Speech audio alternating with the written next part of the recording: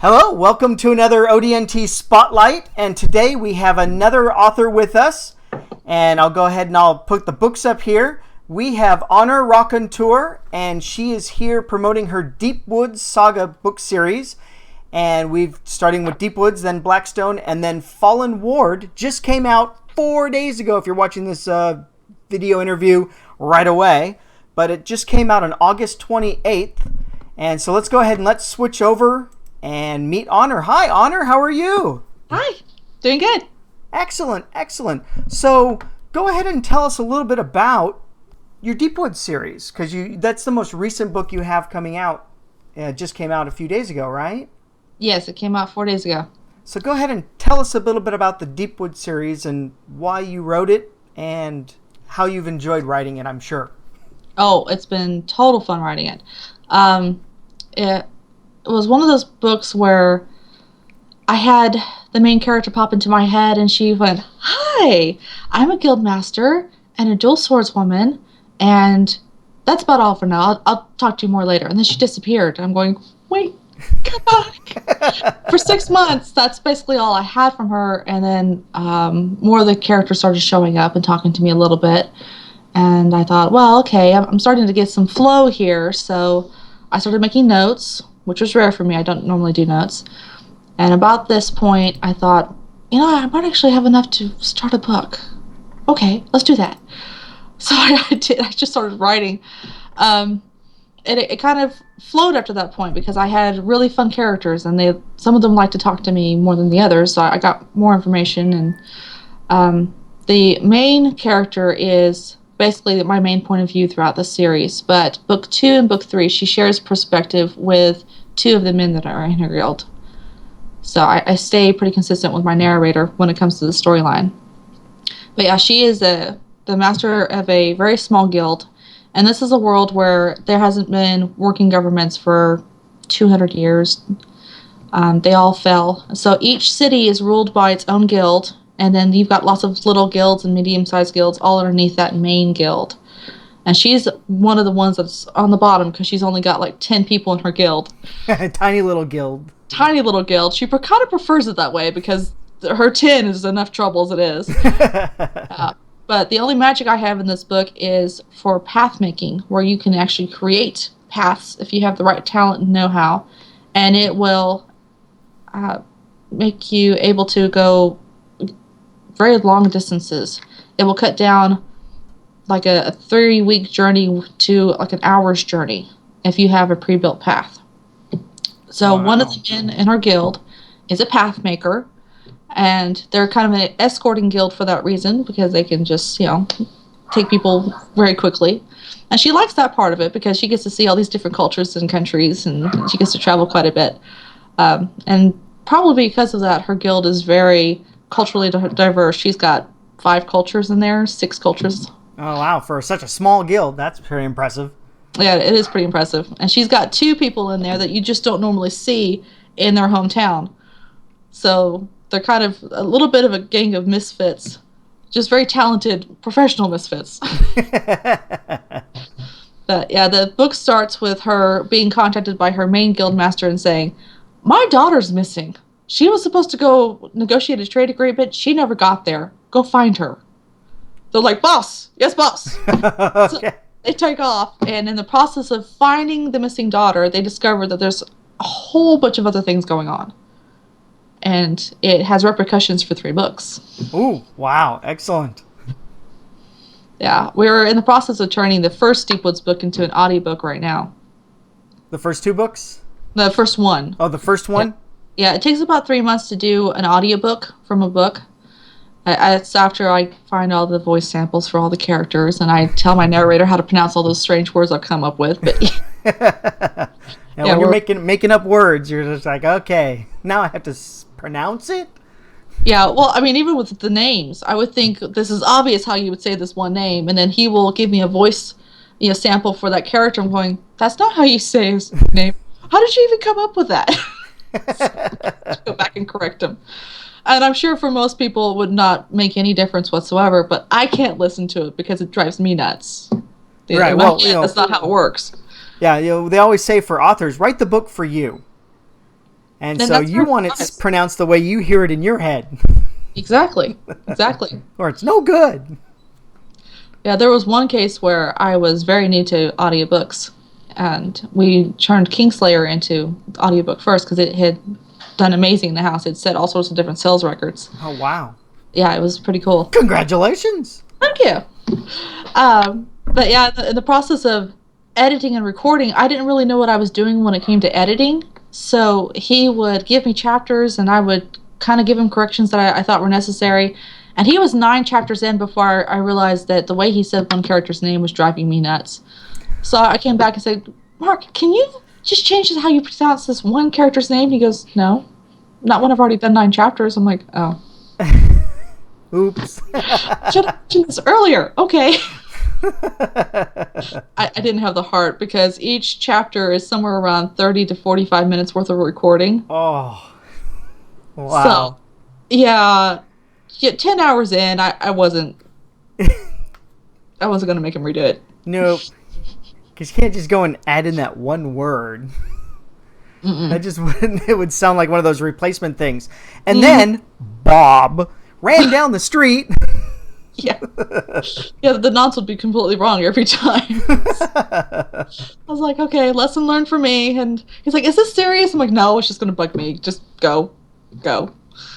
So, yeah, I've learned my lesson since then. But we're very excited, too, because Deepwoods is the first time we will be doing a real-life action book trailer.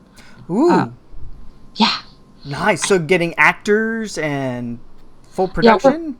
We're actually going to do one actor because the way that we've set up the storyboard, you can only do so much in a minute and a half. Right. Or a minute. I think our trailer's supposed to be a minute.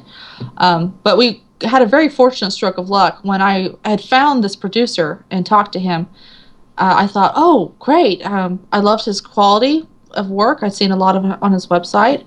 And he wasn't charging me an arm and a leg for a book trailer that was only a minute long. And I thought, okay, well, this man knows what he's doing. Okay, we're good. So I set him on tasks to do things. And then about 3 weeks into this process of me giving him information, him double checking with me, he comes back and he goes, do you know who Marissa Quinn is? And I thought, that name sounds oddly familiar. Why do I know that name? I said, well, Adam, I'm not sure. Who's Marissa Quinn? He goes, oh, she was in the Twilight movie. She was one of the secondary vampire characters. Okay, I think I know who you're talking about now. Why do I need to know about Marissa Quinn? And he goes, well, she's volunteered. She wants to be in your trailer. That's kind of Speechless. I said, sure. I didn't have to think about that one. Twist my arm. Ow, ow, ow, ow. Yeah, apparently she and the director are friends. And he mentioned my trailer in the process of coordinating things. And she read through the script and went, well, that sounds fun. Why haven't you asked me to do this? And he goes, well, Marissa, do you want to do it? She goes, yeah. Well, now you need to get the movie rights, and you've already got your lead actress. Right? Ah, she knows what she's doing. There we go. She's like, how was in the trailer? I should be in the movie. Yeah, pretty much. So we kind of floored for about 2 or 3 days. We kept looking at each other going, Marissa Quinn. Did that really happen? But that's part of the reason why we're looking forward to it. We're supposed to be able to get her to actually start filming, I believe, this week, because she kind of has a crazy schedule, so we had to wait a couple of weeks. That's part of the reason why Adam was asking me, is it okay? Because she's kind of busy. We won't be able to have her until the first week. I'm like, I will wait 3 weeks. I'll wait 3 years. Really? That's fine. Yeah. So we're hoping to get the trailer soon. I'm a little jealous, though, that I can't be on set. Oh, it's all the way across the country for you, I take it. Well, I've actually lived in California for a while, so I could go visit friends and the whole 9 yards, but they're filming on Catalina Island. Little jealous. Little jealous. Just a little. Little jealous. There you go. Especially if it's, September in California, which is perfect weather, but... Yeah, it's nice. I live in California, and it's been very nice. Very dry. Very dry. Yeah. Yeah, I was in the Tehachapi Mountains for years. Oh, wow. Yeah, so it wasn't quite as dry up there. But No. Definitely out of the way. Yes, definitely that. So, even though you've got a lot of stuff going for Deepwoods, it's great. You got your audiobooks coming. You got the first live action trailer for it. That's good. And then you've also got some other series. You've been a writing machine, and just the characters won't leave you alone, I take it. If I fall asleep and wake up, I've got a new storyline. I'm highly prolific, or at least my brain's highly prolific. I can't figure out which one. That explains all the caffeine. I can't go to sleep. Freddy will kill you in your dreams? No! I have another story I have to write. It's gotten to the point right now that naps are dangerous. Man, I'm tired. Oh, wait. If I take a nap, I'll have more work. Never mind. I'll get through this. Yeah. So, I see that you've got a lot of series here. What one are you most proud of? It's kind of a complicated question. I've had people ask me, too, what's your favorite book? I'm like, guys, come on. That's like picking your favorite child. It's really not a nice question to ask. Well, that's easy. It's my only one. Well, yeah, for you. I think I'm probably the most proud of the Advent series in some respects because it was what got me started. John 10 was the first book I released, and I did that in September 2011. And you have to understand that when I released it, I had no idea what I was doing. I thought I did. I had no idea what I was doing. And then the world said, you don't know what you've just done, do you? Pretty much, yeah. I was in school to be a paralegal, and I was actually working in a law firm at the time. So I had killer days where I was working 12, 16 hours a day between school and everything else. And ebooks had just hit that peak where they were starting to really get popular. And that's when Amazon and Barnes & Noble both said, hey, you can do, a free ebook with us. You don't have to do any kind of down charges. We just charge you, commission for every book sold. And I thought, hey, even a starving student can afford this. Okay. Free's just my price. Right, exactly. So I took 6 months to figure out how to format it because I had no idea how to format it. And at the time, there was no tutorials. There was no guides on how to do this. Yeah, this is the beginning of everything. It was. And I put it together over the weekend, and I put it into the system, and I saluted it and said, good luck. And I went back to school because I had no time. I didn't even do any PR for this thing. I created a website and hoped for the best. And the next thing I know, it's gone international. And I was making more off the book than I was going to work. Oh. Yeah, so to this day, I have no idea how I took off that fast. I wish I could duplicate that for other authors, but I have no idea why it happened the way it did. And it was phenomenal. So by the time that I had finished school, I decided I might as well sit home in my pajamas and work. There you go. Yeah. So I came home and started working on the rest of the books. Fortunately for me, I've got very talented friends, so I was able to call people up and say, you're not my editor. You get to help me with this. So, yeah, the Advent series, we've got 6 books in the series right now. It's technically complete, but I keep writing outlier books, things that I didn't actually get to deal with in the series itself because it wasn't the right place for it. And my fans have basically let me understand that I still owe them one more book. I'm not quite done with that series yet. And they will not only tell me that I owe them a book, but they will give suggestions on what needs to be in the book. Here's what needs to happen. Mm-hmm. Are there some loose ends or something in the whole series that they want tied up? Or yeah, there's a loose end, and I actually left it loose on purpose so that I could do another book. But it's been 3 years, and they obviously think that I've spent 3 years too many thinking about it. 3 long, grueling years. Never mind that I give them a book every 4 months. But it's not the one that they're looking for. But they love it. But that's not the one we wanted. But this is great. But that's not the one we wanted. Pretty much, yeah. I had 2 young characters meet in the series, and it was hammered in a couple different times. It was very important those 2 met, that they were supposed to do a specific task once they got, some kind of age on them, because they were 5 when they met. And that's the story they're looking for. Why did those 2 have to meet? Why was it so important? Oh, interesting. So you gave them a little hee-hee. Well, at the time, I actually didn't know. I was creating things off the top of my head. Yeah, as an experienced author of 3 years, I know better. Just put an idea first. Because as it is, my editor and I keep sitting down. We're looking at each other, going, "What would be important enough for them to have to meet?" I think I've done too much hype on this. We've thought of plot ideas and discarded plot ideas, and we'll get into a landing eventually. Yep. When the right story comes along, that's it. Yes, exactly. So just let your fans know that you're writing more books to get better and better and better and better, so that when the one finally comes, they're gonna love it. Well, that's only half the problem. The other half the problem is that they're still 5 years old in my head. Oh, you gotta age them to see they what. would be teenagers in my head before I can start writing anything. Which is hard to explain to fans. They're looking at me going, well, of course they're going to be 16 or 17. I'm like, that's easy for you. You don't have to picture them that way until I start describing things. To me, they're still 5, okay? Yeah. The things we don't know when we're novices and the things we understand now as pros. Exactly. It's like, wow, I can't believe I did that. Pretty much. So you're writing, I think I saw in another interview with you, about 4 books a year right now. I do. Mm-hmm. Which is pretty good. Are you publishing everything that you're writing? No. So there's a lot that you're going, that's not ready yet.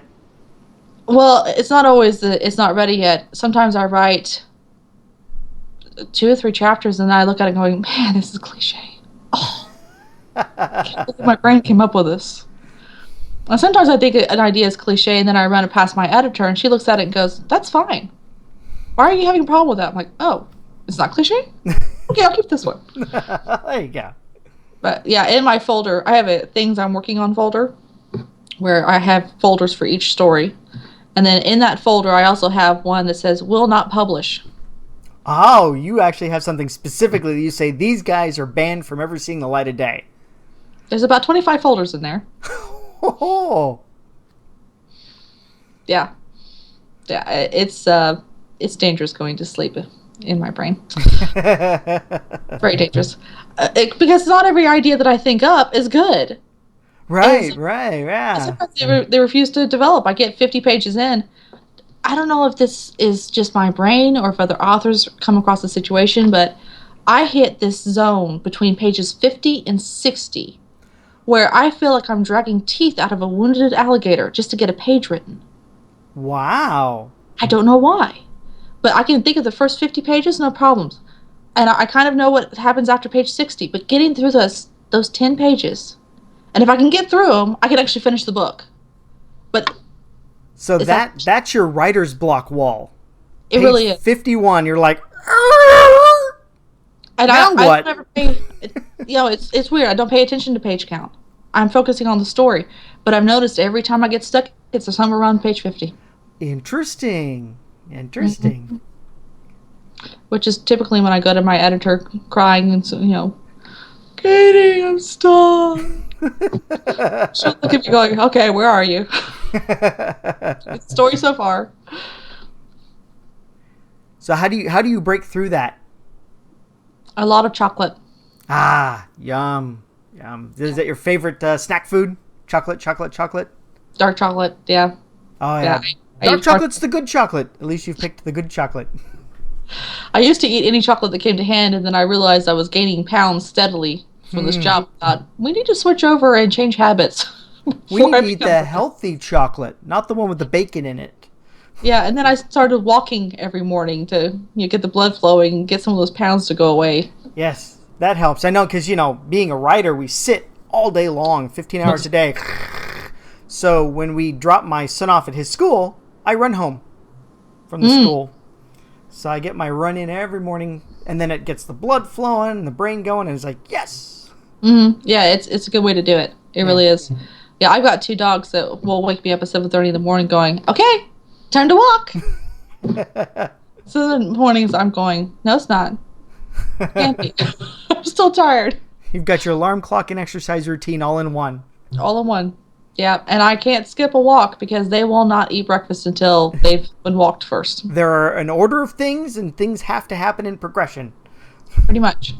Which is good for me because, my first instinct is just to come over to the computer, play on Facebook for a while, respond to emails until my brain wakes up enough to actually write something.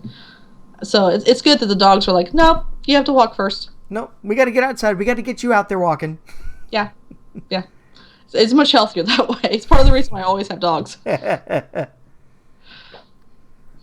So how many books have you done? So you do audiobooks. You mentioned you've done audiobooks, and those take those sound like they take sometimes a little longer than the actual writing of the first book.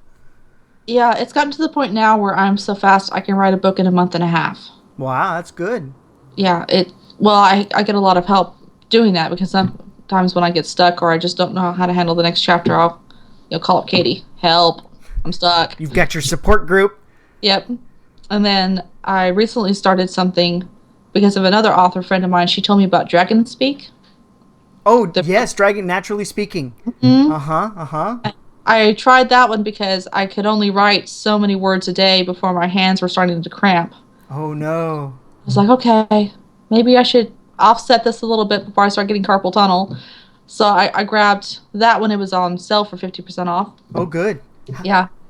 How's that working for you? It is. It works pretty good. I have to train it, of course, for the words and the names that it doesn't recognize, that I barely recognize. Which is 80% of your novel. Yep. And then, of course, my accent is throwing it off a little bit, so it's still learning on how to adapt itself to my accent. The only problem that we have at the moment is that it doesn't like past tense. It wants to make things present tense. Oh, interesting. Yeah, because I had Dragon Naturally Speaking, never really used it. I ended up writing 3 novels with an iPod Touch using Siri dictation. Oh. So I used Siri dictation and wrote 3 entire novels that way. That was great. Just sitting back in my chair, talk. But the as opposed to Dragon, which you use, where you can just continuously go, with Siri dictation, I could go for 2.5 minutes and then I would have to stop so that it could figure out what it was and calculate its thing on the cloud and then spit back the text that I said.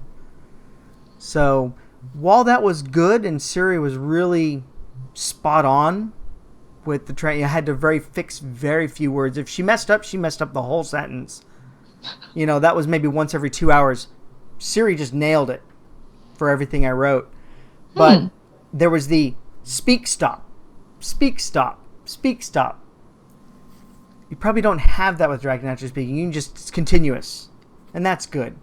I should try that out. Because I went back to keyboard because I had to write out in public, so I couldn't be talking out loud.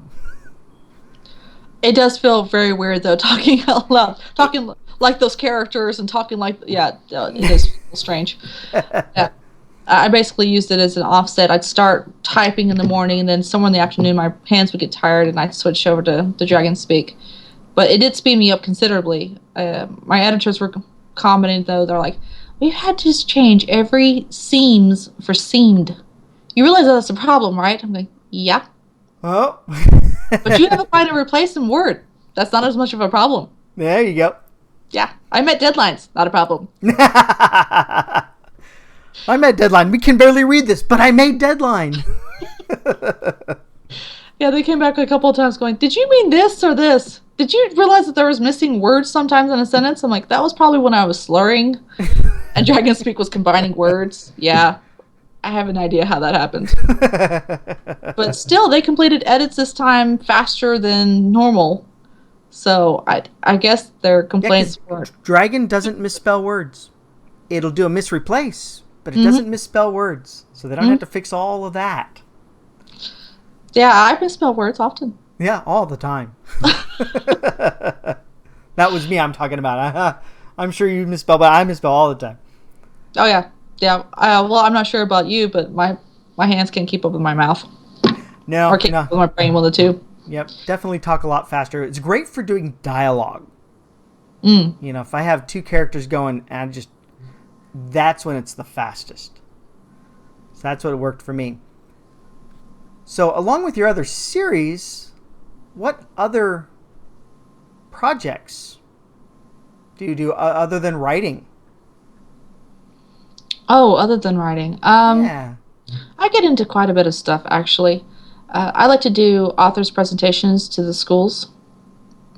And that's a lot of fun. I get the most random questions from kids. It's hilarious. Like what? Oh, they love to ask me what my age is, if I'm married, what my favorite book is, which book I'm going to adapt into a movie. It's sweet that they don't think that there's a possibility it won't get adapted into a movie. They just assume it will. Right. Well, you're a big author talking in front of their school. I mean, you're there. You've made it. Yeah, yeah. And sometimes they'll ask me questions, and their teacher standing behind them will just go, "Oh." I'm standing there trying not to laugh on stage because they're being serious. Their 12-year-old selves are really interested in this question. Right. Like, okay, I can answer that. I really enjoy doing that. I don't do nearly as many presentations as I would like because it takes a while for us to set them up. It usually takes about 2 or 3 months of negotiations to find a date that works and a time that works and everything. But when I do go in and do a presentation, I'm usually there for 6 hours. Oh, wow. Yeah, because they'll do back-to-back classes. I'll talk to like 4 age groups all in one slot. So okay, yeah. They all pile into the auditorium and you do it, and then they pile out. The next group piles in. Yeah, especially since we've had these Common Core requirements come in where they are required to teach creative writing.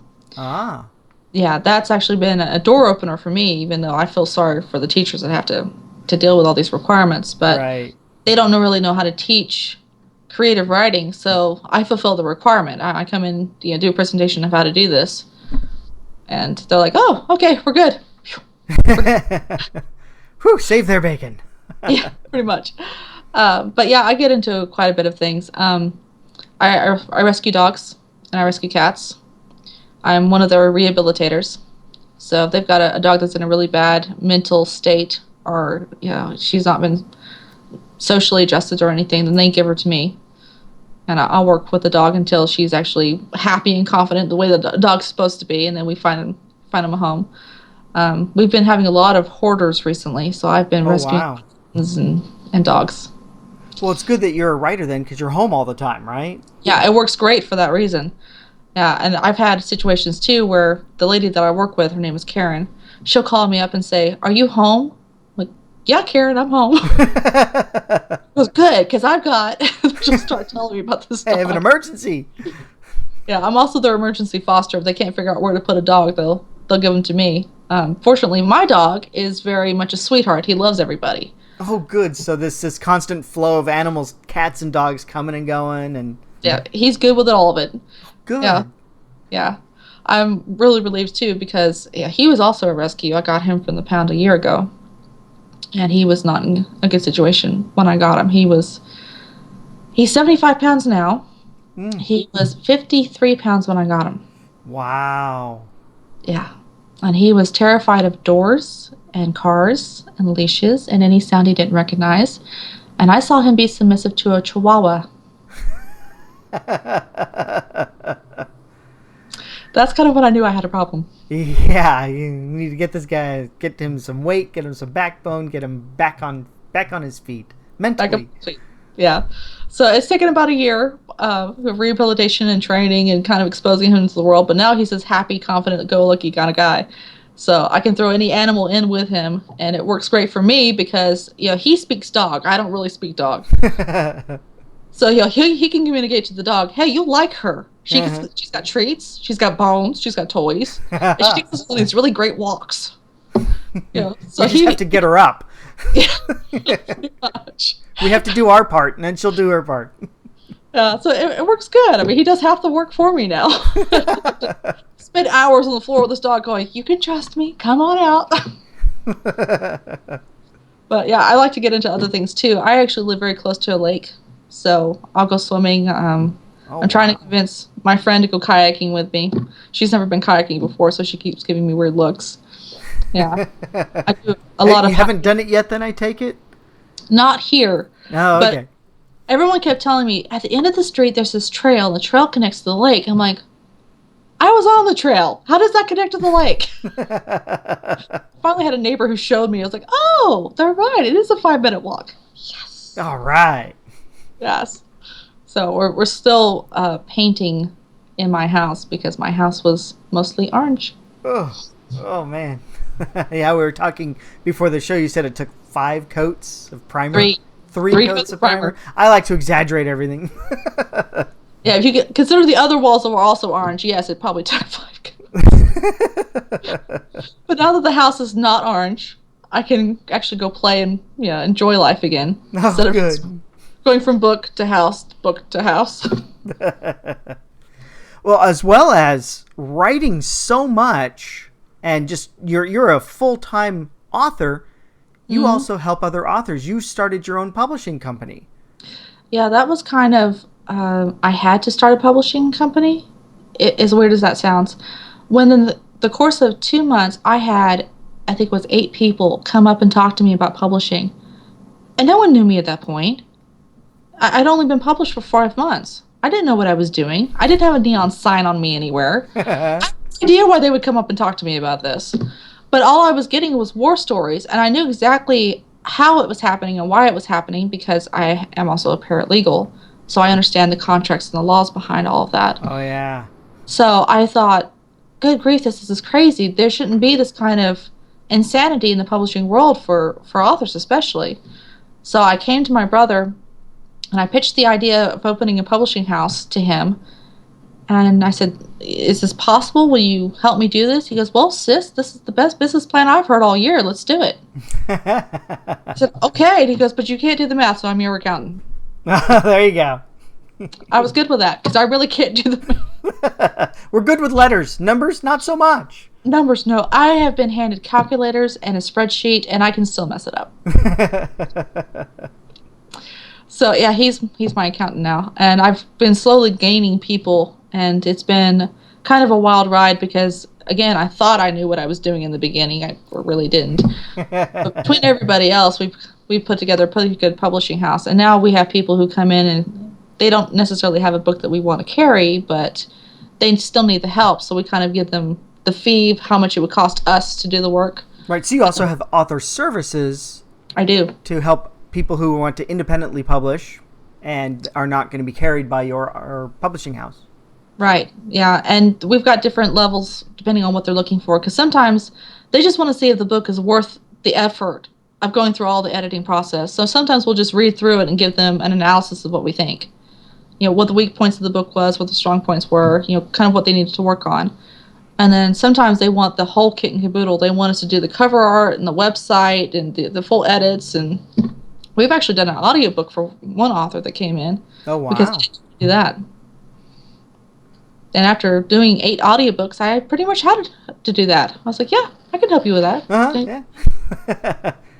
You did it all for yourself. And I think I saw that you've got cover artists, but I think I saw you mention previously that you decided to do the cover art for one of your books or more. I do quite a few. At least I especially did it in the beginning. The John 10 series, I did, let's see. I did John 10, I did Lost Mage. And then I did the Kingslayer cover. I've done all the Artifactor books. I'm actually working. I really, really like your Kingslayer cover. Everybody does. That one is so good.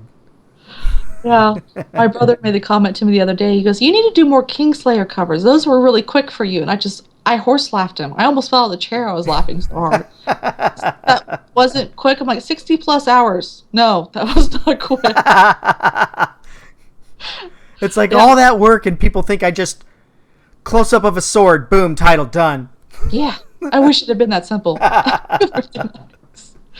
I got banned from doing covers at a certain point when I had enough help on hand because I'm so slow. I'm a very slow artist. So they're like, Honor, we would really rather you'd write and we do covers. I'm like, okay. Because you can write 3 books in the time it takes you to do a cover.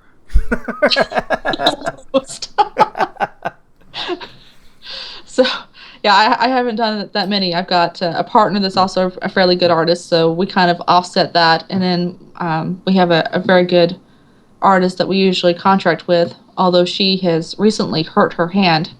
So now we're redivvying up her projects going, Krista, heal, quickly. Quick, become a left-hand artist. Yeah, I was like, how did you do this? She goes, I don't know, but I'm not risking permanent damage at 30 years old. I'm like, I don't blame you. I wouldn't either. That said, heal quickly, please. So I saw as I was looking through a lot of your books, a lot of them are fantasy, but I thought I saw one on there that was a sci-fi. I do. I have one science fiction book, and then I have a manual on how to do what I did to self-publish without getting yourself into debt. Because I had a lot of people asking me questions. I'm like, I could either sit here and talk to you for 3 hours, and you won't retain half of what I say, or you can spend $2 and go get the manual. There you go. It'll walk you through, and it will give you all the resources I used. And most people go and get the manual after asking me a dozen questions or so. Right. Yeah, the sci-fi novel I blame on the fact that as a teenager, when I was a teenager, young adult books didn't really exist. You had Nancy Drew, you had Hardy Boys. That was basically the only two I knew of.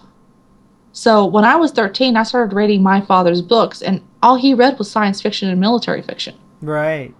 So, yeah, the sci-fi book, I blame on him. You had to get that out of your system? Apparently I did. Yeah. And it was kind of a process, too, because I started writing that book about the same time I was writing John 10, but I didn't publish it until much later. So when we got to the point where we were going to start edits on it, my editor looked at it and goes, "You realize that the beginning of this book is a different writing style than the last half of the book." I'm like, oh, you're going to make me rewrite things? Is that okay? No, you have to rewrite things. I meant to do that. I had to do the same thing with Lost Mage, the 6th book of the Advent series, because it had been over 2.5 years since I started the book. So I had to start from scratch. Because your writing style and everything has progressed. It has changed so much. Yeah. But I heard somebody say at one point that if you want to be a true author and really understand how to craft a book, you have to write at least 9 books. And I believe them, because after Kingslayer, which was book 9, I had a much better grasp of how to write a book, how to go about it. It used to be that if I didn't have an idea, I would just sit in front of the computer and the little cursor would just blink and laugh at me. But now it hardly ever happens. I usually sit there and I might get stuck on details, but I don't really get stuck. I know what needs to happen next. Until you hit page 50. Until I hit page 50. And then Does I it just still happen today? Not as much. Fallen Ward, I don't think I got stuck once. Huh? So you're basically you've gone beyond that, so that you're now able to just, I can sit down. I'm a writer. I've done my 9 books. I've got my 1,000,000 words down. I'm ready. I'm not sure if it's because I'm a writer or because we plotted out that entire book on the way to my brother's wedding. Ah, it had already been written. Pretty much. It just hadn't been written down. You can plot a lot in 10 hours. Yeah, you can. That must have been, I would have loved to have been in that car ride. Oh, I'm sure it was more entertaining in our car than it was in my parents' car. We had a 3-car caravan because we were bringing up all of my brother's stuff from Tennessee to Michigan. Oh, wow. Yeah, so my friend Katie was in the bucket seat next to me, and we were kind of talking back and forth. But, well, every time we stopped for breaks, we're like, "So how's it going?" We're like, "We're going a little hoarse. We're good. We're good." Neither one of us are used to talking that much. Well, you're crafting out a new story. Yeah, Blackstone was actually harder to write than Fallen Ward, because we knew how Fallen Ward was going to end the series, but we didn't really have book 2 planned as well. It's like, how do we get from book 1, the end of book 1, to the beginning of book 3? Because we know how book 3 starts. Mm-hmm. How do we get from here to here? Oh my gosh. Yeah, we had to figure out how much setup was allowed and how much setup was too much, and what details I could put in and what details I'd forgotten to put in. And yeah, book 2 was harder than book 3. Which I don't think it's supposed to work like that. I'm pretty sure it's not. It depends upon whatever you're writing. If you have the end of the overall story, then yeah, that's going to happen. How do I get the middle done? They always say the beginning of a book is great, the end of the book is great, and it always slogs down in the middle. I usually get to the end, though, and get puzzled. How should I end this? I'm not really sure. So when you start out writing, do you know how your story's going to end? No. So you just go, okay, characters, you've introduced yourself to me, and here's what your quest is. Let's just go for it. I usually dream the first 4 chapters. I know exactly what happens in the first 4 chapters. Oh, interesting. Yeah, which is why most of my books are about 4 chapters long. One of these days I'll get around to finishing all of them. And then I'll get scenes from later on in the book. And then at that point, I have to sit down and kind of like a jigsaw puzzle. I have to figure out where things are supposed to fit. But if I know exactly how the book is going to end, I have no motivation to finish it. Really? Because it's curiosity on my part that drives me to finish it. I want to know how the story ends. Right. You want to be just as surprised as the readers are as to what happens next. In some cases, yeah. Now, I have gotten to the end of the book, and I've written an ending, and I've walked away from it for a couple days, and I come back, and I'm like, what was I thinking? This is a terrible way to end the book. So I've rewritten quite a few endings where I just trash them. I had one fan ask me, he goes, so did Kingslayer end the way that you wanted it to end? I'm like, it ended. So yes. Really? You didn't have anything else that you wanted to do? I'm like, are you trying to hint for a book 2? He goes, uh-huh. Book 2's not happening. I'm sorry. That was a good ending. Oh, so your Kingslayer is a single standalone? It is. Yeah, I basically had to put the plot bunny on life support to get that book completely done. At the time, I was not used to writing a book that quickly. So I wrote Kingslayer in 2 months, and by the time I got through it, I honestly don't remember writing parts of that book. I have no memory of it. Yeah, I'm the same way. I have all these books, and I crack one open, and I look at it, and I go, oh, that's pretty cool. Wait a minute, I wrote that. Cool. I like what I figure in another 40 years, when I'm a really, really old guy, I will have forgotten everything, and it will be true. I will have written these books for me. Mm-hmm. And I'll get to enjoy them as a reader, not knowing what happens. Yeah, I will have forgotten everything. I do it now. Sometimes I'll pick up a book going, I know that I wrote you because my name is on the cover. But I don't actually remember what happened. So, yeah, I've gotten to the point now, too, where I have to go back to the beginning if I want to work on a series and read, from books 1 and 2, 3, however many's in the series, to remind myself of characters and details. Oh, right. Yeah, that's entertaining, too. The only books that I don't normally have to do that with is the Artifactor series. That series is more episodic. Each book has its own case. Oh, so okay. It doesn't really carry over as much to the next book, which is fortunate because otherwise I'd just be sitting there reading for a week going, oh yeah, okay, make a note of that. Well, that's pretty cool. So you're doing it's not really serialized, but it's episodic. Mm-hmm. That's pretty good. Yeah, I started the series that way on purpose because I wanted to have the freedom to put as many books into that series as I wanted. Yeah, I did have one fan ask me, she goes, so how many books do you want to put in Artifactor? 8? She just smiled at that point. She goes, 8's good. Made a happy fan. Yeah, pretty much. Of course, I always have this argument with the fans after I get a book finished on which project I need to focus on next. I'm like, guys, I hate to tell you this, but even I don't get a vote on that. It's whatever my brain wants to focus on next. That's what you get. That's it. Because you got this camp over here that says, we want this series. This camp over here, we want this one. Yeah, the camp. And then you wake up with a whole new idea and you're like, oh no. Yeah, pretty much. Yeah, that's exactly what happens. Yeah, I sometimes will pitch an idea to somebody else and they're going, don't you have other series? I'm like, I don't want to hear it. I'm having www.zip.com. Yeah, currently I'm working on Artifactor Book 3, which makes quite a few people happy. And then everybody's like, well, what about after Artifactor? I'm like, I don't know. I'm hoping to do another Kingmakers book. That'd be nice. Yeah, now that was what an awesome looking cover that was. For everybody viewing here, I'll put the link to that one on Amazon in the description on the YouTube video here. So if you're watching this embedded in some website or somewhere, click on the little button in the corner that says watch on YouTube. That cover is a really, really awesome cover. And that makes me want to read that book right away. The cover inspired the book. Huh? The cover inspired the book. Yeah. The cover is from a Polish photographer. I found it on Flickr. I was actually looking for something completely different. I have no idea why that picture popped up. And I looked at it and went, oh, this is like movie poster quality. Why can't I have a book about archers? I need this cover in my life. And then, of course, I went to sleep and I woke up and I had a book about archers. So, yeah, we bought the rights from him. He was very kind to let me have the rights to use it.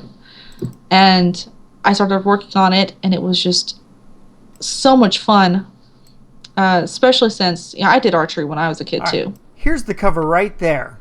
I decided to just grab it off the web. Yeah, we actually have the covers for books 2 and 3 already as well. I'm actually Facebook friends now with the photographer, and he posted up his latest picture, and it's the same model and a different pose with the bows and arrows in his hands. And I contacted him and said, "You realize now I have to have that one too?" He said, "Yeah."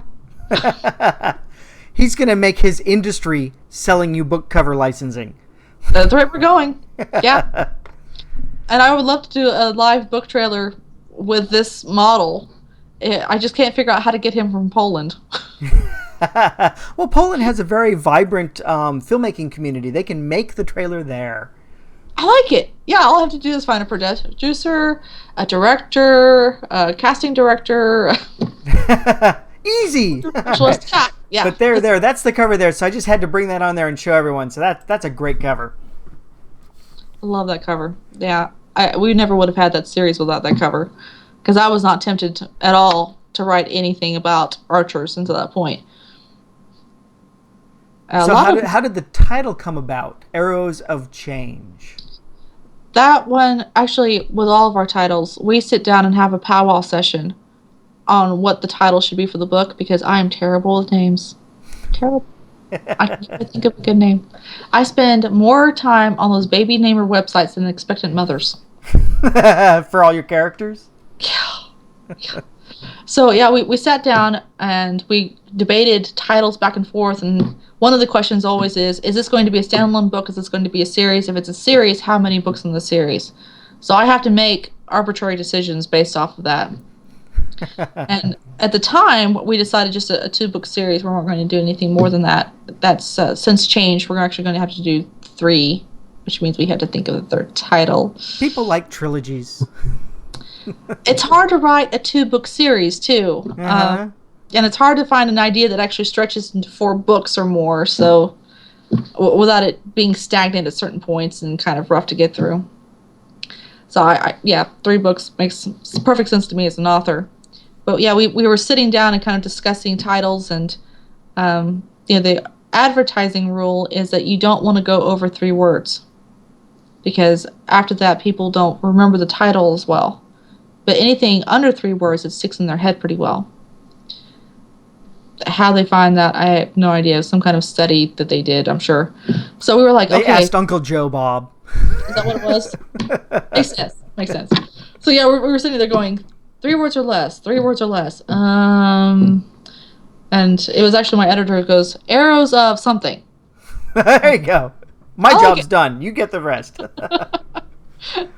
So yeah, I think she actually came up with like this list of possibilities. We're going, I like that one. I like that one. Okay, we'll do those 2.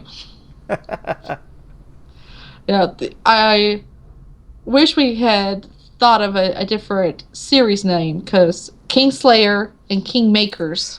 I saw that, and I'm like, is there a connection there? Everybody thinks there is, and I thought, well, surely from the title they'll tell it's a different series and it's different worlds, and no, everybody's trying to make them connect somehow. That will be book 4 in the Kingmaker series. Will be the crossover to the book 2 in the Kingslayer series. Yeah. And even when we're talking amongst ourselves, we get it mixed up because we're so used to saying Kingslayer and not Kingmakers. Right, because Kingmakers is your newest series. Yeah, it's almost gotten to the point where we don't even refer to it by series title anymore. It's Arrows. Just to make it different. Just to make it different enough, and we all know what we're talking about. Perfect. How we're going to differentiate Arrows 1 and Arrows 2 from each other. Yeah. Yeah, we've actually we're turning that one into an audiobook as well. Yeah. We're in the process of doing edits for that. We tend to do a lot of audiobooks just because we have a lot of people who like them. A lot of truck drivers, a lot of college students. Yeah, I think audiobooks were basically invented for people that were blind to begin with. But now And that, everybody that travels or cleaning the dishes, whatever, they can listen to a book while they're doing something else. pretty much. Yeah, art students especially love audiobooks. Oh, yeah. Yeah, they get tired of listening to music when they're doing art, so they throw on an audiobook and they keep going because that's the only time they have time to read. Right. Yeah. So it's been interesting because I think that the world is completely alive in my own head and it's awesome the way it is, and I struggle to get it into words on paper. And then the narrator will give me a chapter. I'm like, oh, it's so much cooler. Oh. So I can't imagine my reaction if it would actually ever gets onto film. If it actually becomes a movie or a TV series or anything. I'll probably just sit there and fangirl along with everybody else. This is my favorite show. Oh, I love this part. I love this part. Oh! Stop spoiling it for us, Honor. Guess what's going to happen next? No. Stop. Yeah. Yeah, my only problem would be casting. I wouldn't, they'll probably ask me, well, which actor did you have in mind when you created this character? I don't know. I couldn't tell you. Go have fun. Find somebody. Right. I'll tell you if he's not right. Yeah. Not Pee Wee Herman, no. I have hard enough time finding voice samples from different actors in TV shows. Can't imagine trying to actually find an actor that will work. Right, that embodies the character. No, thank you. I don't want that decision. All right. Well, hey, this has been a lot of fun chatting with you. Is there anything else you would like our viewers to know about you? Oh gosh. Well, one of the things that a lot of people ask me when they discover that I'm an author is like, well, how did you start? How did you start the book? And they feel like there's some kind of magical formula or something that they need to follow in order to start a book. I'm like, just sit down and write. Just sit down and write. They're like, well, do you write X amount of words a day? I'm like, I wish. That would be really nice. Because if I could sit down and write just 3,000 words a day, I'd have a book finished in a month. Right. Stress. I wouldn't be gaining, pounds because I ate too much chocolate. I mean, it'd be wonderful. The people who do that, my hat's off to them. I only hate them a little bit. And they always think, well, maybe I have to have an outline. I don't work off of outlines. Stephen King does not work off of outlines. Right. I mean, you've got notes. You've got things you need to be consistent on. You don't want it to, at any point, contradict yourself, of course. But any good story grows. Characters grow. I might have thought, well, okay, this person will make a really good character, and then try to make them, into a character in a book. But by the time that the book's finished, that's not anything like the original person. That happened quite often to me. I've had characters that was a girl in the beginning. Write 12 pages and they become a boy. Now that would have been an interesting story. Oh, John 10, actually. Yeah, that was my problem when I sat down to write that book. I got 11 or 12 pages into it and thought, why am I stuck? I know what happens next.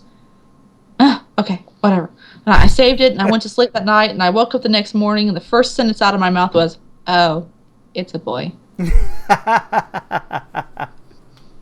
So I had to go in and change all the pronouns. Yeah. That takes forever. So, yeah, no, just sit down and write. Just sit down and write. Write a book that you find is entertaining. Write a book that you feel is good. And you will have editors who disagree with you. They're human. They're not going to have the exact same taste that you do. We had one author who came to us and we looked at his book and went, this is atrocious. This is terrible. Why is he writing? But he asked for help. We gave him some good suggestions. We gave him some critiques. He came back about a year later with the book and we're going, oh, this is now semi-decent. Okay. We worked on it some more. Glenn Michaels is his name. He writes the Engineer and the Genie series. And he's actually on his way to getting book 2 out the door because the book is done so well. Excellent. Yeah, so sometimes, especially, they always think that the first book is going to be the book. I'm like, the book is like buying the lottery ticket. Right. There's no such thing, or like, you have to write a lot of books, and you usually have to write at least 3 books before you feel like you have an idea of what you're really doing. And you have a firm grip of how to really craft stories and characters and all of that fun stuff. So, yeah, it's a process, and people don't understand that sometimes it takes years to develop the techniques and talents it takes to write a book. They think because I had English in high school, I can write a book.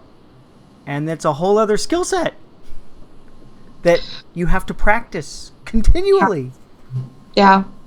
Well, and part of it is talent, part of it is practice. Because I tell kids this all the time when I'm writing these presentations, but they'll ask me, what does it take to be an author? I'm like, okay, you know how you have that one friend who's telling you a story, and he's laughing as he's telling you the story because it's so funny, and you're sitting there bored out of your mind listening to him.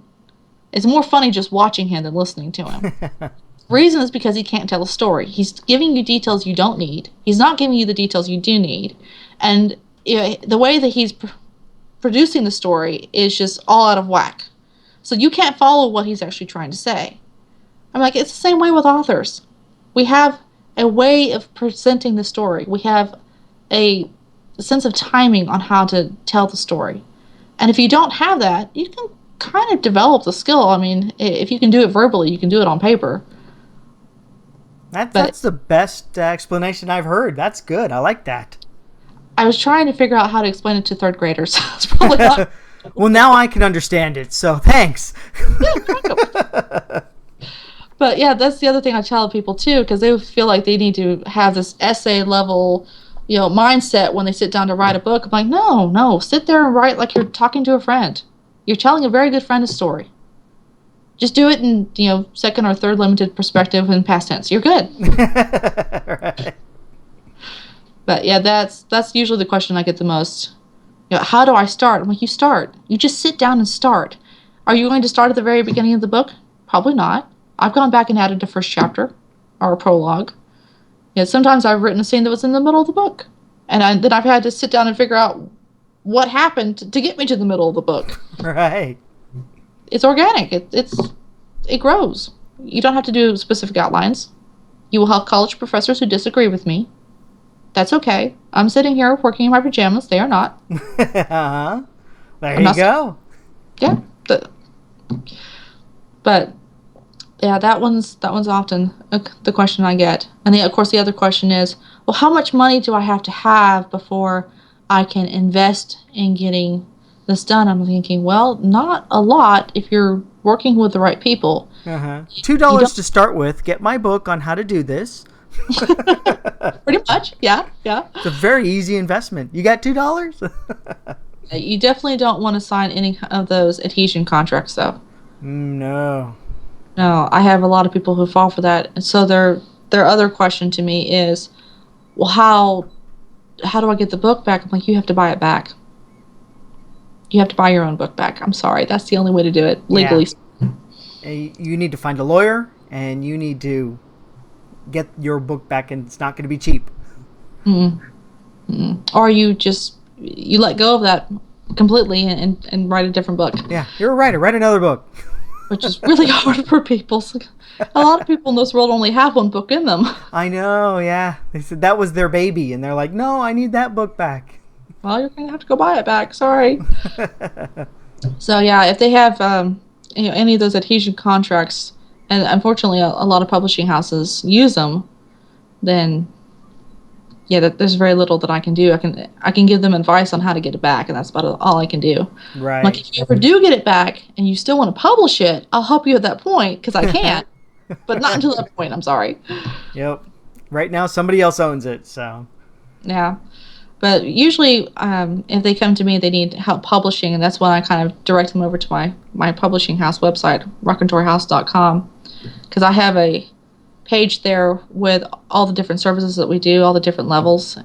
And we don't really charge them a lot. We charge them basically what it costs us to do the work. Yeah, I went over and I checked that tab, and the rates are very reasonable. Yeah, we weren't trying to make any money off of these people. It's just I kept having all these, young authors coming to me for help, and I'm like, I can't help you pro bono. I've got a business to run. I wish I could, but I'm not quite that successful yet. So, yeah, I sat down with my business partners and said, okay, we've got to come up with some kind of a rate here. How much would it actually cost to do this work? And that's basically what we landed on. And yeah, sometimes if someone will call me up and go, well, none of these packages quite work. I'm like, that's okay. It's just a guideline. Right. We'll figure something out. Yeah, what do you want done? We'll just kind of create your own package. So yeah, we're doing 2 different professional packages right now. One of them is for a young adult mystery series, and the other one is for Glenn Michael's second book. Oh, very nice. Yeah. And I have trouble sometimes keeping track of them because I'm not personally involved. So I have this whiteboard that's over there. You can't see it. Uh-huh. It lists all the different projects and deadlines because otherwise I lose track. I get into the middle of Artifactor 3 and I'm dealing with dragons and, evil wizards and missing princesses, and I don't keep track of dates. The real world doesn't exist. There's no dragons and wizards in it. I wish. Yeah, if it did, I'd probably pay attention more to real life. Yeah. Let me know when there's a dragon outside my window.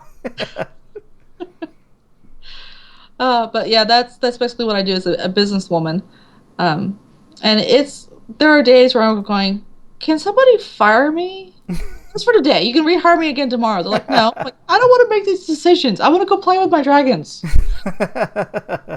They won't ever fire me. It's very depressing. Yeah, that's tough. Yeah. But most of the time, it's pretty good fun. And most of the time, I feel pretty good about it because I do have people who come in and they're just trying to realize a dream, get a book published. And I'm like, yeah, I can help you. Yeah, I've got all those resources. And it's a lot of resources to pull a book together and get it out the door. It takes about 7 people. Yeah, it is. I've built up a team of 5, excluding me, so in order to get mine put out. So it takes a small village. It does. To do it right. Yeah, sure, Yeah. You can throw words together and slap it up on Kindle, but that's not doing it right. No, and it does take a good bit of computer skills in order to get it right. Mm-hmm. You have to understand JavaScript and HTML and CSS coding, and because by the time that you've updated the website and you put together an ebook, and you have to know quite a bit about computers to put it together. And then you have to have at least one PR manager who's like a bulldog, who just can't let things go.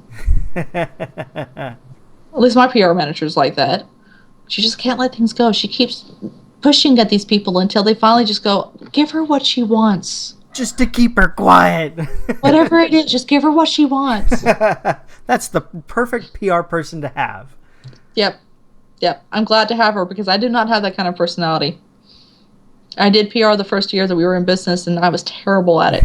And I met her, and I was like, Sally, you're good at PR. She's like, well, I've run political campaigns for the past 25 years. I'm like, and you're retired and bored, right? She goes, yeah. Oh, good. So, yeah, we actually have people who come in and go, we don't really need help publishing, but can we borrow her? I'm like, yes, you can. Yeah, I saw that you have the PR stuff on your list of services. Yeah, that's actually fairly new. We came up with that about 3 months ago because we had so many people asking, well, what does she charge? I'm like, what do you need done? Because this woman has done everything from TV interviews to newspaper interviews. She's got me into book signings that I didn't think was possible. She's gotten me into colleges for presentations I didn't think was possible. Wow. You have to give an idea of what you want, and then she can go do it. Impressive. So you built up a good team around yourself, and that's good. And that helps you do what you need to do. Yes. Yeah, because there are days where I'm going, do not talk to me. I have to write, do not talk to me. They're like, okay, when can we talk to you? I'm like, if the roof is on fire. Okay. And they're usually good with that because they want me to focus on the book because I'm trying to meet a deadline. Right. Save my life. That's it. Anything else? You make an arbitrary decision, I will be good with it. Just don't bankrupt the company. Yeah, I never pictured myself as a boss. I always wanted to sit behind the computer, go, focus on my characters. So how I ended up as the boss of a company, I'm not quite sure to this day.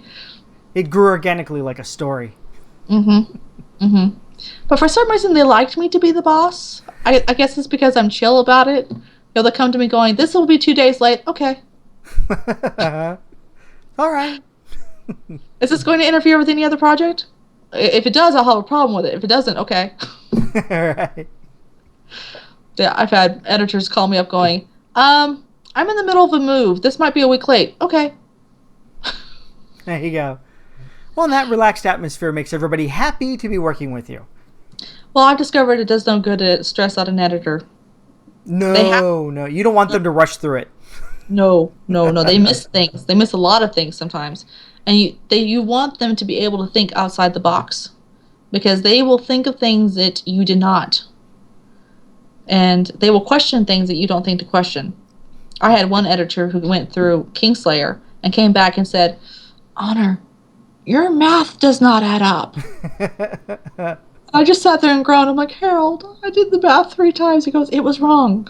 I'm like, "Okay, fix it for me." But see, all the other editors assumed it was right because I had done the math 3 times. He checked. Yeah, he checked. He knew me well enough to check. It's like, good with the letters. Numbers, not so much. Oh, man. Yeah, everybody has their humility pill in life. Mine is math. And if it's math related, forget it. I can't even do Swedish weaving because it requires math. You have to count the rows and count I can't do it. It's like, nope, I lost count. I will get off every single time. I'll have a whole row and it just starts moving down. It's down. And people are like, "Well, you just have to count." I'm like, "Do you think I wasn't counting? Do you think I was eyeballing this?" I was counting, I promise. I counted 3 times. Yeah. At one point, I was trying to help out my brother because he was finishing off school. So he asked me to do the books for about 2 months. And I was, making executive decisions, and I was paying people and all this 9 yards. And at one point he calls me up and he goes, "So how much is in the account?" And I told him. He said, "Okay, how much are we expecting from this next paycheck?" And I told him. He goes, "What?" "That's not right." He goes, "Sis, I haven't been in the game for over a month now, and that does not sound right." Okay. So he goes and does the math. He comes back and goes, "You were $3,000 off." Oh, no. He goes, "You're fired." I'm like, "Okay." Yes, I'm going to go right. Yay! Somebody fired me. Woohoo! I didn't want to do the math anyway. Doesn't agree either. So, yeah. I'm very blessed to have him as a brother where I can call him up and go, "Can you figure this out for me?" But it's also kind of strange because I'm from an engineer family. And you got all the artistic. Yeah, and I'm the black sheep. I'm the artistic one. Yeah, and I mean, I can sit there and keep up with an engineering conversation. I understand the terms and everything they're using because I grew up with it. But when they started getting into the math of actually how to build something, I'm like, "So what does everybody want for dinner? I can go cook dinner." As long as I don't have to measure anything. Yeah. They wanted me to help them build something. And I was like, "You realize that I can handle the power tools, but I can't cut anything, right?" They're like, "Oh, we'll mark it and measure for you." Okay. That much I can do. Okay. There you go. Yeah, I was ripping out carpet out of this house and laying down wood floor. And I was doing the same thing. I was having to measure everything, and then I'd measure it again, and then I would cut deliberately off where it was a little bit longer because I knew I'd have to cut it again. And I wanted myself anyway. Space that. Yeah. I managed to get most of the floor down before my brother showed up, and he goes, "Were you cutting things?" "Yes." "Were you measuring things?" I'm like, "Well, Jared, that kind of comes hand in hand with cutting." "Yeah." He goes, "Stop that." I'm like, "Oh, well, if you're going to take over, I can lay floor." Right. Yeah, they don't allow me to do anything like that anymore. Too dangerous. Too many bad experiences. But most of the time, it's quite fun because I can just call up people and go, "I need to do this. This involves math." Like, okay, What time do you need us to be there? Yeah, we'll be right there. Like, I'm glad you understand the problem. That was good. Yeah, and the glory of having two brothers is that if you feed them, they will come. Ah, yes. They're easy to bribe. Mm-hmm. Mm-hmm. Yeah, especially my middle brother. He's huge. He's 6'4". Oh, Built wow. like- He's always hungry. Always. You don't even ask. I've stopped asking him, "Are you hungry?" I just ask him, "What do you like to eat? What are you in the mood for?" We'll just skip the first question because we already know the answer. Because even if he's not hungry, he'll still eat like a half a loaf of bread, because he's just munching. Wow. That's not really a meal. It's just snacks. I'm like, okay, yeah, I'm glad I don't have to pay for your food. Yeah, that's expensive. Yeah, my brother, when he finally moved out of the house, my parents told me that they saved $75 a week just on groceries, Wow. just because of him. Just in bread alone. Yeah, I've based one character off of him in the books, and at one point, a friend of the family, who's also a fan of mine, he read it and he goes, "This kind of sounds like Jared." I'm like, "There's a reason for that." I turned him into a character. Yeah. Yeah. Actually, Fallen Ward, I turned quite a few of my fans into characters. Oh, very nice. Yeah, that was fun. If you've never tried that, you need to try that. Yeah? Yeah, well, Blackstone came out and it went a week without any reviews. And my PR manager, that's probably the fastest way to get her hair into knots is to not get a new book reviewed. Uh-huh. So she kept calling me about it, and I'm like, "Sally, what do you expect me to do? I can't go to these people's homes and knock on the door and say, 'Can you please review the book?'" And she's like, "Well, you got to do something." I'm like, "Okay, all right, fine." So I put my creative brain to work, and I got on Facebook and said, "Any review that is posted by a fan, and they contact me afterwards and say, 'Okay, I reviewed,' I will turn you into a character." Oh. And I had, I think, 8 or 9 people respond. And it wasn't just a respond of, "Okay, I wrote a review, I want to be a character." They gave me the names, they gave me the occupations. That sometimes they gave me history of what the character needed to be able to do. And it almost acted like a writing prompt. Wow. Because they give me a character and I'd have to figure out how to stick them in the book. I'm like, "Oh, well, I need a character for this one scene because I have to have an information broker." Okay. So I'd sit down and start writing the scenes, while I still had their name handy. And they've had so much fun with Fallen Ward. I keep getting posts on Facebook going, "I found me!" Like, "Oh, you made me a fighter. Oh, that's awesome." That's great. It was so much fun on both ends. I mean, they've actually contacted me now going, "Well, where's the hardback?" I'm still formatting the hardback.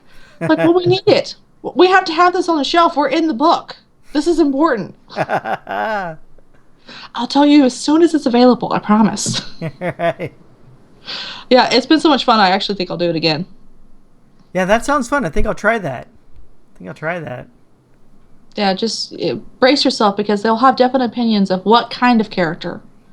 And you need to ask them, do you want to be a villain or a good guy? Right.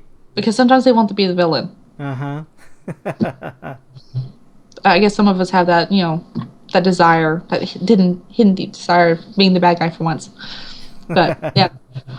I haven't offered for Artifactor 3. I'm kind of tempted to do it. But so far I've been getting a lot of reviews, so I haven't had an excuse. Right. But I think that's part of the reason, too, why Fallen Ward was so easy to write, because I already had it plotted out. And then I had, characters that were coming in and kind of acting as writing prompts. So between those two, I was able to get it out pretty quick. Which is just as well, my editor was moving. So I had to get the book to her by a specific date because she had enough time to edit before she actually left. Oh, wow.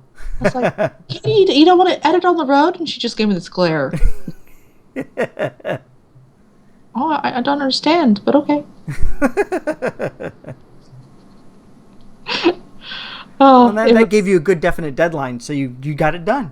Yeah, I had to get it done. I had no choice. I had to get it done by that day. Which, yeah, some people will just freak out and they shut down. They can't focus on anything. But I actually thrive off of pressure. I have to set deadlines. Otherwise, I don't get anything done. I just play with characters all day and then I don't finish books. So yeah, deadlines are good. Which is the other thing that people ask me, well, how do you get so much done? I'm like, I have deadlines. I'm like, oh, someone sets deadlines. I'm like, yeah, me. Yeah, I set deadlines. And there are days where I will look at somebody going, who came up with the schedule? Yes, I know it was me, but why didn't you stop me? Right. Yeah, I just get looks now. They don't even respond. They just look at me going, well, who do you think set the deadline? Okay. All right. It's me to blame. I understand. But yeah, between Dragon Speak and the fact that I've got my editor now very close at hand, she is no longer in New Hampshire. She's actually in state with me. Oh, good. Yeah. We think that we can actually pull off more than 4 books a year. We are thinking I might be able to do 5. Wow. Yeah. We're kind of hoping, at least, because just set deadlines. Done. Yeah. Yeah. I wish the deadline was like a magical spell. You set the deadline and the book would just appear on that day. Oh, that'd be great. Oh, I could totally use that. Oh man. If only my magic wand wasn't in the shop. Pull it off. Oh, my magic powder's expired. No. Well, at the moment, at least for the past year, I've had this situation where I have to do specific books because we have to keep enough income flowing, and the business end of it has to work. So I'm always going, okay, well, which series have I not touched in a while? Which series am I in the mood to work with? It's always like series oriented, but I have other ideas, ideas that have nothing to do with fantasy. I have a mystery book that I would love to work on. So there's your 5th book every year. So nice. If I could work on the 5th book in between I'm working on all the other books, I might actually be able to, get those other ideas out of my head. Because you have to clear brain space. You have to. Otherwise, it gets way full. Oh, yeah. Your head gets too big. You can't go through the doorways. Got to clear the brain space. It quickly fills back up, of course, but the emptying process is very important. Right. So was there any other questions you wanted to ask me before I keep going off on tangents? No, I don't think so. I think we've covered a lot of the questions that we originally talked about, and it was a lot of fun chatting with you. So let me go ahead and just hang on the line. I'm going to switch over the screen, end this official interview thing, and do the needful at the end for the YouTube people watching, and I'll be right back to see and chat with you. Okay. So just hold on for 1 sec. So it's great talking with you, Honor, and we'll see you soon. All right. Thanks, Steve. Okay, so I have here still the covers of the Deepwoods Saga, and these were a great series. And Fallen Ward, this book right here, just came out August 28th, so you definitely want to go and pick it up and take a look and sign up for any of the, I think Amazon now does follow this author, so that you can find out any new releases that come out, because with her wanting to extend out to 5 books a year, she's definitely going to be putting out a lot more content that eager fans and readers are going to want to enjoy. So I'll go ahead and I put all the links to her social network sites down there. I think we've got her Facebook and her website, and also her Raconteur house for her publishing side. So I'll go ahead and I'll put those links in the description of the video. So if you're watching this embedded in another site, just click the little button down here that says watch on YouTube, and then you can see the description and see all that. So hey, thank you for enjoying with Honor Raconteur with me and doing the spotlight interview, and thank you very much. Have a great day.